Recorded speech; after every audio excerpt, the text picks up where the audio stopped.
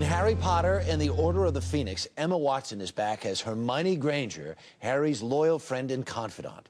In this movie, Hermione shows a rebellious streak and works with Harry to create the top-secret Dumbledore's army. First, we need to find a place of practice where Umbridge won't find out. The Shrieking Shack? It's too small. Forbidden Forest? Not bloody likely. Harry, what happens if Umbridge does find out? Who cares? I mean, it's sort of exciting, isn't it? Breaking the rules. Who are you and what have you done with Hermione Granger? Anyway, at least we know one positive thing that came from today. What's that? Cho couldn't take her eyes off you, could she? Emma Watson is here. Good morning. Good morning. How are you? Really well, thank you. Wow.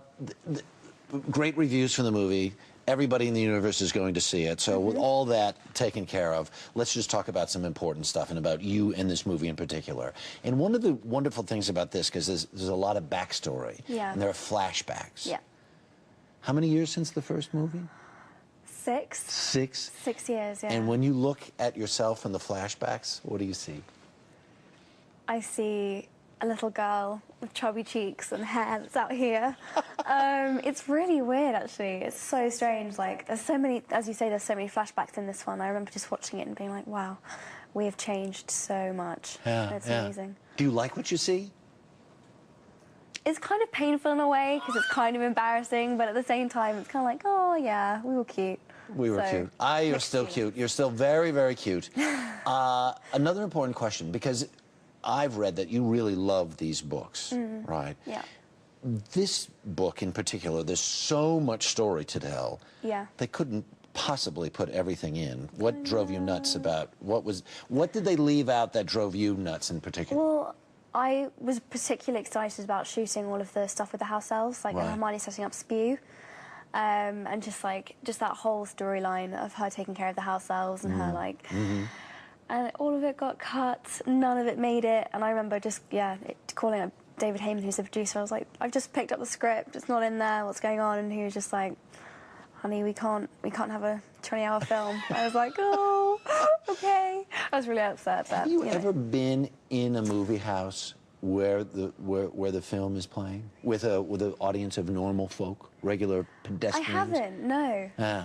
Because people, they read these books, they come to see the movies, and they explode when they see something that's really familiar. What I love more than anything else, especially when I've seen it like a couple of times, because I've seen the film 4 or 5 times now, is that I just tend to just turn around in my seat and not watch the film, but just watch everyone else's reaction. Yes. Because it's so rewarding to see which bits people laugh at and which bits they enjoy and which bits they're scared at, and to see if anyone cries. I mean, I absolutely bawled my eyes out when, I don't want to ruin it, but someone dies.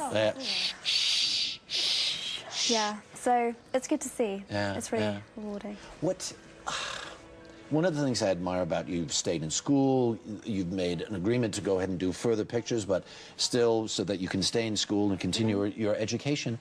Was it like to be a movie star?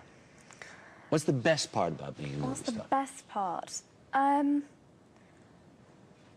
I guess just that so many of the things I do are I would never be able to do otherwise. I mean, I've met some of the best British talent there is. Sure. I've travelled to all these different countries in the world, Tokyo, China, America, Paris, Europe, all these different places to publicise the films, which is amazing. And, you know, I guess I got to kind of fulfil my dream, which is that, you know, I can kind of call myself an actress now, which, you know, at 17 is amazing, really. That's pretty amazing. Yeah.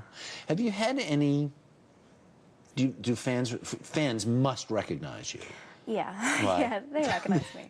And have you had any really just stunning kind of moments with fans that you just will almost take your breath away? Because people are very dedicated to you. Yeah, they are very dedicated. So I guess, you know, just people knowing my family's names, or that I have 2 cats called Bubbles and Domino, and just crazy things about my life that I'm just like, wow, you know that? I mean, I guess I talk about it in interviews, but people really remember, and, you know, I used to find it stunning enough. I mean, when I was younger, I was always everyone just yelled kind of like, Hermione, Hermione. And now everyone's like, Emma, Emma, Emma Watson, and everyone knows my name. And still, that's kind of surreal to me, really. Yeah. So. We're so happy for you. Thank you. And I remember when you were just this high. You were just about this high. You could barely get up to the chair. Probably my feet will be in like that. There you go. Great to see you. Congratulations. Nice to see you too. You bet. Thanks. Right on. Harry Potter and the Order of the Phoenix is in theaters all this week. We're going to be counting down to the release of the 7th and final book.